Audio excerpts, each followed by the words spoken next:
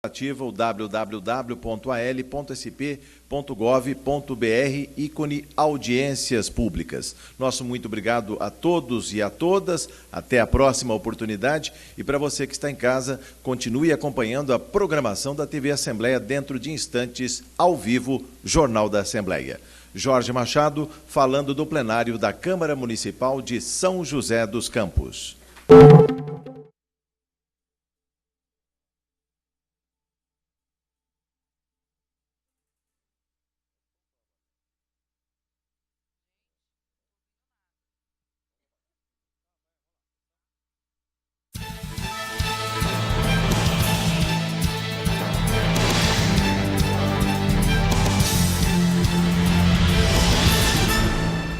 Olá, muito boa tarde. Está no ar o Jornal da Assembleia. Veja os destaques desta segunda-feira, 26 de maio. Audiência pública do Orçamento 2015. Reunião hoje foi em São José dos Campos. Sessão solene presta homenagem ao padre José de Anchieta, canonizado em abril pelo Papa Francisco. Sociedade Rural comemora 95 anos de fundação na Assembleia Legislativa. Audiência pública debate a PEC que concede adicional noturno a servidores dos órgãos de segurança pública. Agora, no Jornal da Assembleia. E acontece hoje aqui na Assembleia Legislativa uma audiência pública da Comissão Estadual da Verdade, Rubens Paiva. E quem tem as informações ao vivo é a repórter Viviane Cesarino. Viviane, boa tarde. Oi, Sérgio, boa tarde para você, boa tarde a todos. Na verdade, a Comissão Estadual da Verdade tem uma segunda-feira muito agitada, viu? De manhã, aqui onde a gente está, já aconteceu uma reunião do Conselho Consultivo, da comissão, que é o seguinte: as pessoas que fazem parte dessa comissão, elas fazem um balanço do que já foi feito e também definem novas estratégias, novas ações de trabalho. O que eles definiram, então? A realização de audiências públicas, chamando os IMLs, que são os Institutos Médicos Legais, Eles também vão pedir ao secretário de Segurança Pública de São Paulo, Fernando Grella, a abertura dos arquivos da ditadura para ter acesso a todas as informações, então, sobre essas mortes suspeitas que a comissão investiga. Agora, daqui a pouquinho, às 2h da tarde, tem uma outra audiência pública onde eles vão discutir o caso do militante Paulo Roberto Pinto, o Jeremias. Ele foi morto, foi assassinado em 1963 em Pernambuco por atuar na defesa dos direitos dos trabalhadores rurais. Lembrando que o presidente da Comissão Estadual da Verdade é o deputado Adriano Diogo, do PT. Raquel. Ok, Viviane, a Assembleia Legislativa prestou homenagem aos ministros paulistas do Supremo Tribunal de Justiça. Os ministros de São Paulo do Superior Tribunal de Justiça foram homenageados na Assembleia Legislativa pelos relevantes serviços prestados à sociedade na distribuição da justiça. A iniciativa foi do segundo vice-presidente da Assembleia, deputado Fernando Capês, do PSDB. O chamado Tribunal da Cidadania foi representado por seu vice-presidente, ministro Gilson Dipp. Essa integração é muito transcendental, ou seja, transcende muito a homenagem pessoal prestada a cada um dos seus ministros. Eu acho que isso vai muito mais longe. Isso demonstra que os poderes estão dialogando entre si. Luiz Flávio Borges Durso, conselheiro federal e diretor de Relações Institucionais da OAB São Paulo, representou no evento a advocacia paulista. Homenagear os ministros que estão no STJ, oriundos de São Paulo, significa reconhecer o talento, a competência, a capacidade destes ilustres juristas que contribuíram tanto com a Justiça de São Paulo e que agora contribuem com a Justiça brasileira. Para o ministro Paulo Dias de Moura, o evento reforça o princípio constitucional da harmonia entre os poderes. Isso a gente precisa, essa integração entre os poderes, executivo, legislativo, judiciário, é muito importante e até é princípio constitucional dessa harmonia. Então isso realmente é mais um motivo de alegria. A ministra Regina Helena Costa disse que espera, juntamente com os demais magistrados, colocar a experiência paulista sempre à disposição do STJ. É um prazer e uma honra estar aqui no órgão legislativo do Estado para receber essa homenagem e a gente espera continuar contribuindo, né, com a força de São Paulo, com o conhecimento de São Paulo, a experiência da magistratura paulista no Superior Tribunal de Justiça.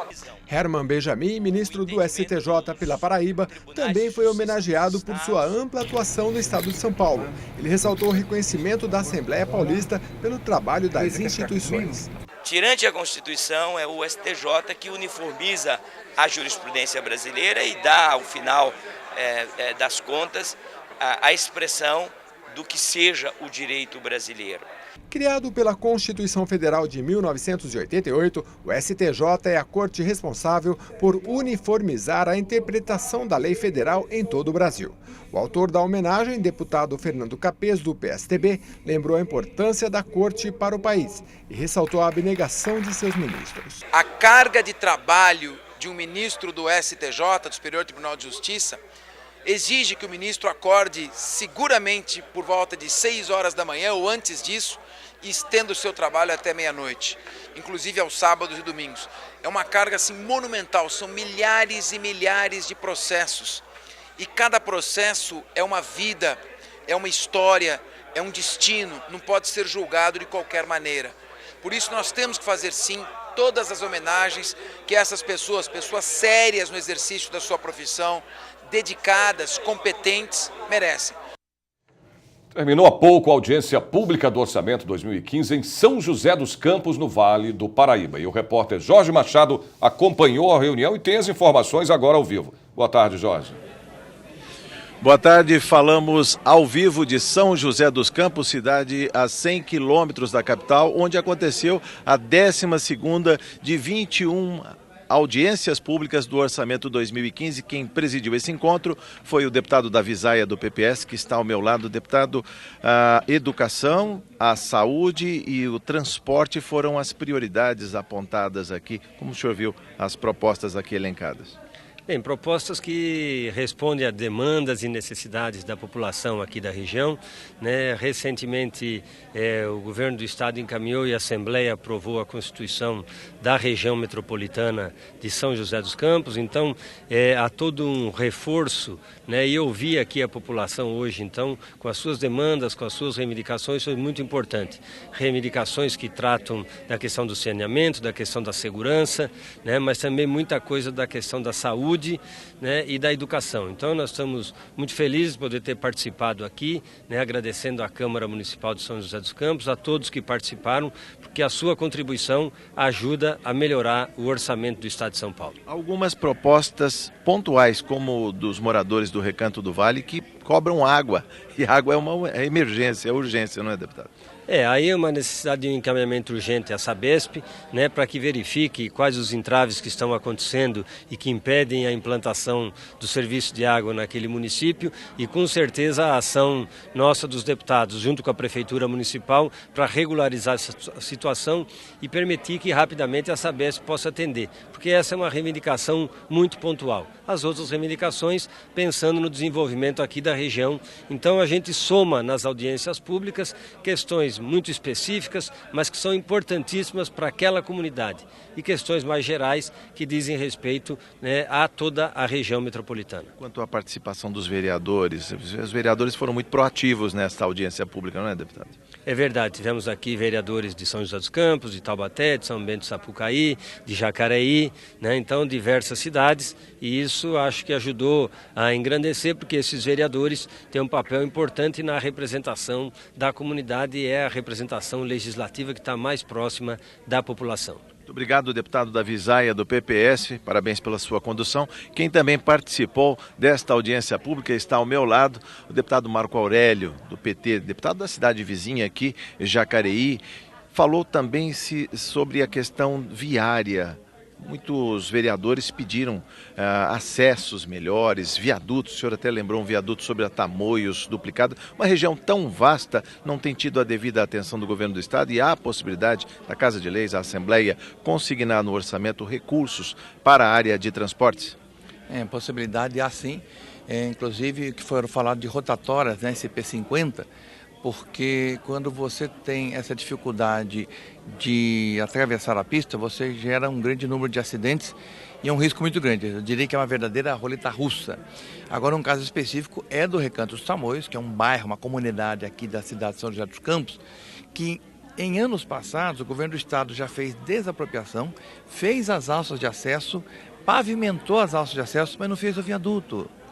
Quer dizer, então é uma obra pela metade e que, além de estar prejudicando a comunidade, está mostrando também um gasto ineficiente do dinheiro público. Então precisa ser concluída essa obra para que não se caracterize desperdício do dinheiro público e para beneficiar a comunidade. Deputado, da tribuna o senhor falou sobre a questão de segurança pública, a operação delegada, ou seja, colocar policiais militares trabalhando para as prefeituras, uma despesa a mais não suportada pelas prefeituras daqui? Eu vejo que a operação delegada é uma maneira disfarçada que o governador Alckmin tem de passar para o prefeito uma despesa que é dele, porque segurança está na Constituição, que é dever do Estado. Ora, o Estado tem orçamento para isso, só que ele coloca nas costas do prefeito uma despesa e quando o prefeito gasta dinheiro com aquilo que é do Estado, vai faltar dinheiro para aquilo que é do município. Então, o que eu cobrei aqui é que, ao invés de fomentar a atividade delegada, é que o governo do Estado preencha as vagas de policiais civis e militares para que nós tenhamos um contingente adequado para a nossa necessidade. A nossa região do Vale do Paraíba foi contemplada com apenas 14 policiais civis. Entre 500 que foram... Mais de 500. Então é menos de meio para cada cidade. Então acabou obrigando os prefeitos a fazer atividades que é de responsabilidade do Estado. Isso não é justo, a não ser que o Estado repasse recursos também. Aí daria para conversar. Então eu peço para que o Estado cumpra as suas obrigações, pague aquilo que é dever dele, aluguel de delegacia, muitas vezes é a prefeitura que paga, a conta de água, a conta de luz, a conta de telefone, tudo isso que é da segurança acaba caindo para os prefeitos. E não é justo. Então eu peço para que o governador reveja essa política de segurança para que nós tenhamos não somente uma melhor segurança, mas com também melhores condições para os prefeitos. Muito obrigado. Esse é o deputado Marco Aurélio do PT. Quem também participou desta audiência pública foi o deputado Oswaldo Virgínio, do PSD, que é integrante, é titular da Comissão de Finanças, Orçamento e Planejamento. Deputado, sobre as prioridades aqui elencadas, educação, a saúde e a questão de transportes, uma região tão grande, tão bonita, como o senhor disse, né? Precisa de melhoria viária. Com certeza, não é diferente de outras cidades grandes, né? Nós sabemos que hoje a saúde, transporte, educação, a cultura também, a gente sabe que é uma das grandes prioridades. Mas hoje foi muito boa, essa audiência é muito importante que, além do mais, no ano passado nós estivemos aqui e levamos algumas prioridades para a Assembleia Legislativa e algumas delas já foram cumpridas, como a Tamoios, que era a duplicação da Tamoios, que era uma rodovia da morte, que morria muitas pessoas e também era um trânsito caótico, as pessoas saíam do litoral norte e não conseguiam chegar aí até São Paulo. Então hoje nós estamos sabendo que está quase concluída até a parte de baixo, então a gente fica feliz. Outras prioridades também, sabemos aqui, é a educação, que é também a construção de mais escola, de mais creche do governo do estado.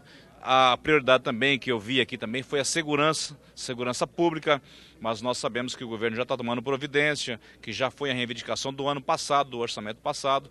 Então nós estamos aqui hoje levando mais prioridade para São Paulo, para a gente poder levar aquilo que é de direito da população, que é o direito à vida, que é o direito à saúde, que é o direito à educação. E hoje nós percebemos aqui pessoas de idade, professoras, reivindicando o que é de direito deles, direito adquirido antigo. Então é muito importante que nós, deputados da Comissão de Finanças, da Comissão de Segurança, que nós pegamos essas reivindicações, que levamos para a Assembleia Legislativa com o maior carinho e tratar isso com responsabilidade. Porque quando você é deputado, que faz parte de uma comissão tão importante como nós façamos, essa Comissão de Finanças e a Comissão de Segurança, nós temos que tratar as coisas com mais vontade, com mais carinho e com mais respeito à população. Então, por isso, hoje, estamos levando para São Paulo e vamos aí, se Deus quiser, trazer resposta positiva para a nossa população. Muito obrigado. Esse é o deputado Oswaldo Virgínio, do PSD. Raquel.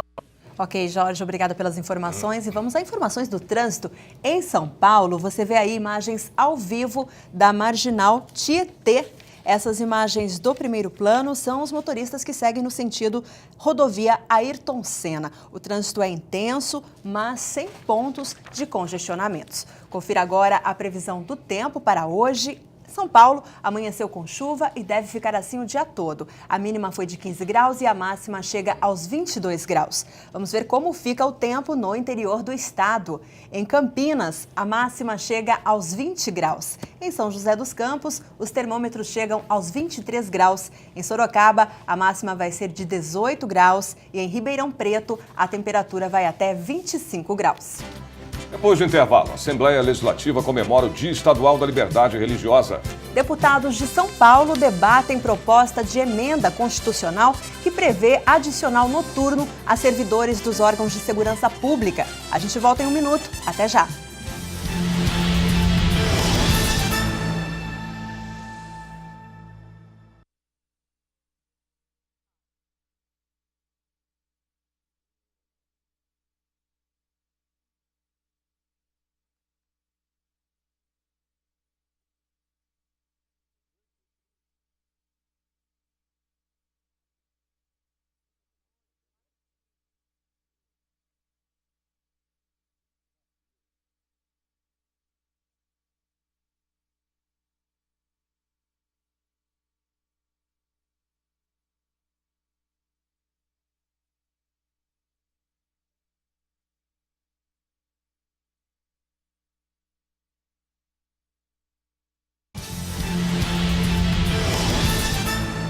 A audiência pública na Assembleia Legislativa debateu o projeto de emenda constitucional que assegura aos servidores de segurança pública o direito ao adicional noturno. A PEC 339 de 2009 está pronta e vai para o plenário da Câmara dos Deputados, onde precisará de 308 votos favoráveis. No texto, o principal item de reivindicação é o fator que garante o pagamento de adicional noturno aos integrantes dos órgãos de segurança pública.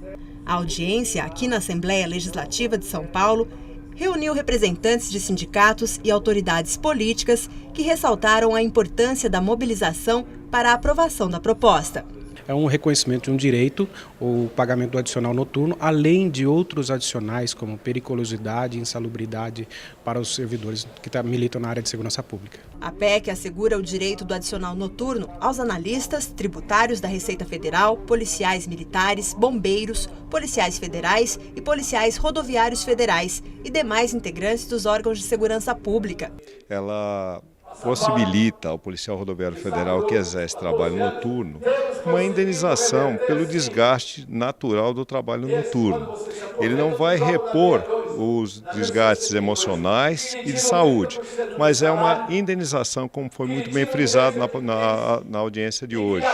Ele é uma indenização que traz monetariamente uma compensação para essas perdas de saúde, não é? E emocionais decorrentes do trabalho noturno. O deputado federal Vicente Paulo da Silva, o Vicentinho do PT, é o autor do projeto de emenda constitucional e destacou que a participação dos representantes de São Paulo é importante e que iniciativas como essas só vêm a somar. A audiência foi importante, ouvimos ali argumentos técnicos que justificam o projeto e agora, enquanto eu saio, eles vão se preparar para fazer uma bela pressão em Brasília, uma pressão democrática. E eu espero ainda, neste período, aprovar esta PEC. Voltamos a falar ao vivo com a repórter Viviane Cesarino, que tem as informações sobre a reunião extraordinária da Comissão de Infraestrutura, que acontece hoje à noite em Guarulhos. Viviane.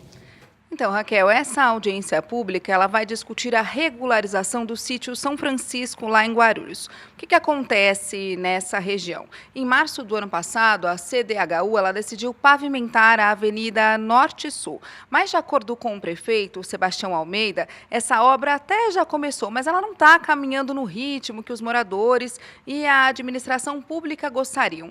Por isso, a audiência pública vai ouvir um diretor da CDHU, que é o José Milton Dallari. Essa audiência acontece a partir das 6 horas da tarde na escola da Prefeitura de Guarulhos, Bárbara Cristina, que fica na Rua 13.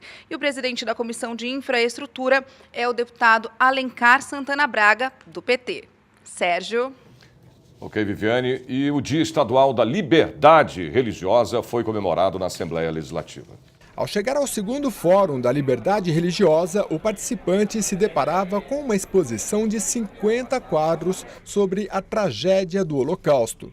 Pinturas a óleo de alunos das escolas Cristão Rema, de São Paulo, e Verbo Vivo, de Minas Gerais, feitas a partir de fotografias registradas pelos próprios soldados alemães. Os judeus foram privados da sua liberdade religiosa, então a gente crê que através desse trabalho os alunos podem ver que é muito importante nós fazermos a nossa parte para isso não acontecer nem com os judeus e nem com qualquer outro tipo de religião. O Fórum marca a instituição do Dia Estadual da Liberdade Religiosa, que passa a vigorar a partir deste ano por iniciativa do deputado Campos Machado, do PTB. Contou com palestrantes do Brasil e exterior, entre eles Carol Davis, diretora do Museu do Holocausto da Carolina do Norte, Estados Unidos, que destacou que o Brasil tem um dos maiores índices de liberdade religiosa do mundo. Brazil has one of the highest standings for religious freedom in the world. O senador Eduardo Suplicy, do PT, prestigiou o evento. É importante que nós conheçamos tudo o que aconteceu durante o Holocausto para que aquelas ações daquela natureza nunca mais se repitam na história da humanidade. O deputado Campos Machado, autor do projeto que deu origem à lei do Dia Estadual da Liberdade Religiosa, a ser comemorado no dia 25 de maio, tem sido reconhecido por sua atuação pela causa em todo o Brasil. Quando você vê que esse trabalho aumenta mais a legião de sonhadores, das pessoas que acreditam de que a liberdade religiosa é um dever de todos e um direito de todas as pessoas viventes desse planeta, eu sinto que está cumprindo a minha parte. Moradores do bairro do Cambuci, na zona sul de São Paulo, querem que a prefeitura reveja as faixas exclusivas de ônibus nas avenidas Lins de Vasconcelos e Lacerda Franco. O tema foi debatido numa audiência pública aqui na Assembleia Legislativa. A faixa começou a ser implantada no dia 17 de março e em 7 de abril já estava indo do Largo do Cambuci até o cemitério da Vila Mariana, 2 quilômetros de extensão que mudaram a vida de moradores e comerciantes da região. Nós passamos a ter problemas de rachadura nas casas, as vias começaram a esburacar, o barulho dos ônibus atinge níveis entre 100 e 110 decibéis. E nós temos ônibus que circulam das 4 da manhã às 2 da manhã, então o nível de ruído aumentou bastante. Essa nova realidade fez com que surgisse o movimento Lacerda Franco Viva, que se mobilizou e tentou um diálogo com responsáveis pela implantação da faixa. Segundo Georgia Rogel, criadora do movimento, não houve qualquer estudo prévio ou conversa com os moradores e comerciantes. Existe uma lei federal, que é o Estatuto da Cidade, que diz que uma mudança desta amplitude deve ser precedida de estudo de impacto ambiental, relatório de impacto ambiental e estudo de impacto de vizinhança. Comerciantes também sofrem com a novidade. Segundo eles, houve queda no movimento, que gerou o fechamento de negócios e demissões. Estima-se o desemprego direto e indireto de cerca de 800 pessoas. O comércio já não estava muito bom, né? Em função de vários fatores. Aí com essa implantação dessa mão única, afetou muito. Então caiu mais ainda. Todos perdem com esse traçado e é possível revertê-lo através de um debate com uma comunidade que é organizada, tem suas associações, suas entidades. Então essa audiência pública, ela visa pressionar a prefeitura a rever esse grave procedimento que não tem o aval da população e vai prejudicar toda a cidade de São Paulo. Vamos a mais informações ao vivo do trânsito em São Paulo. Você vê aí imagens ao vivo da Avenida Paulista, região central de São Paulo. No primeiro plano, você vê o trânsito em direção ao Paraíso, trânsito tranquilo, fluindo normalmente. Já no sentido contrário, no sentido Consolação, o trânsito é um pouquinho mais complicado. Movimento grande de veículos nesse momento, nos dois sentidos. Vamos conferir a previsão de temperaturas em mais cidades no interior e também no litoral de São Paulo. Em Santos, os termômetros chegam aos 25 graus. Em São José do Rio Preto, a máxima prevista é de 25 graus. Em Mogi das Cruzes, a máxima fica nos 24 graus. E em Piracicaba, não deve passar dos 21 graus. Você vai ver a seguir. Sessão solene na Assembleia vai homenagear hoje o Padre José de Anchieta, fundador da cidade de São Paulo, foi canonizado pelo Papa Francisco. E veja também, Sociedade Rural Brasileira comemora 95 anos de fundação. A gente conta os detalhes em 1 minuto.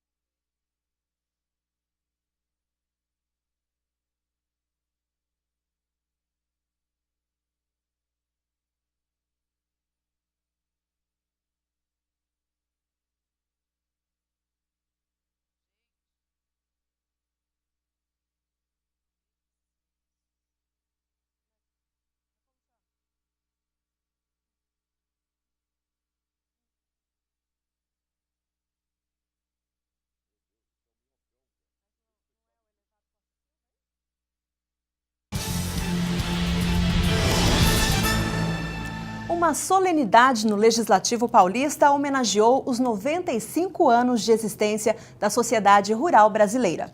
Fundada no dia 19 de maio de 1919 na cidade de São Paulo, a entidade trabalha como agente negociador político do agronegócio e funciona como centro de serviços e gerador de oportunidades para a cadeia produtiva rural. O objetivo principal é representar bem o produtor brasileiro. À frente da sociedade desde março deste ano, Gustavo Diniz Junqueira agradeceu a homenagem e destacou a importância desse quase um século de existência. É uma felicidade, um orgulho a gente conseguir conduzir uma instituição que hoje é uma instituição, eu diria que nacional, um patrimônio nacional, onde vários das políticas públicas e ideias que surgiram dentro da Rural foram, de maneira geral, incorporadas dentro da sociedade. Representando o governador do estado, a secretária da Agricultura e Abastecimento, Mônica Bergamaschi, que foi diretora da sociedade, falou sobre o relacionamento da entidade com o poder público estadual. O nosso relacionamento é sempre muito bom, temos uma boa parceria e essa, como disse anteriormente, é o grande segredo para que as coisas funcionem, que a gente tenha objetivos comuns e que todos remem na mesma direção. Os 95 anos foram comemorados a pedido do deputado Welson Gasparini, do PSDB. A sociedade rural brasileira tem toda uma história de serviços prestados, não apenas àqueles que atuam no agronegócio, mas ao Brasil, porque indiscutivelmente a economia do nosso país está vinculada grandemente ao setor da produção agrícola. Padre José de Anchieta, que foi canonizado no mês passado pelo Papa Francisco, será homenageado hoje numa sessão solene aqui na Assembleia Legislativa. E quem tem os detalhes ao vivo dessa solenidade de hoje é a repórter Viviane Cesarino. Viviane. Então, Sérgio, o padre José de Anchieta, era um padre jesuíta espanhol, conhecido como apóstolo do Brasil, Ele ajudou aqui no país a catequizar os índios e também a fundar a cidade de São Paulo. Olha só que curioso esse detalhe, olha só que curiosidade, bacana da história dele. Em 1577, quando ele tinha 43 anos, já tinha passado 24 anos no Brasil, ele recebeu uma das maiores homenagens da vida dele. Ele foi designado provincial. O que é isso? Ele recebeu o mais alto cargo da Companhia de Jesus no Brasil. E ele morreu em 1597. Como a gente já falou, ele foi canonizado pelo Papa Francisco no mês passado. E essa sessão solene, para fazer essa homenagem, ela foi idealizada pelo deputado Adriano Diogo, do PT. Raquel. Ok, Viviane, vamos a mais informações do trânsito em São Paulo. Você vê aí imagens ao vivo do início do elevado Costa e Silva, uma das principais ligações entre as regiões leste e oeste de São Paulo. Trânsito carregado nos dois sentidos, mas o motorista não enfrenta congestionamentos. O sol fica escondido a maior parte do dia e chove em quase todo o estado hoje. Em Franca, a máxima chega aos 23 graus. Em Bauru, a máxima é de 20 graus. Em Limeira, os termômetros batem a casa dos 22 graus. E em Marília, a máxima prevista para hoje não passa dos 20 graus. O Jornal da Assembleia fica por aqui. Nós voltamos na terça-feira, amanhã a partir do meio-dia. Às 2h30, não perca a sessão plenária.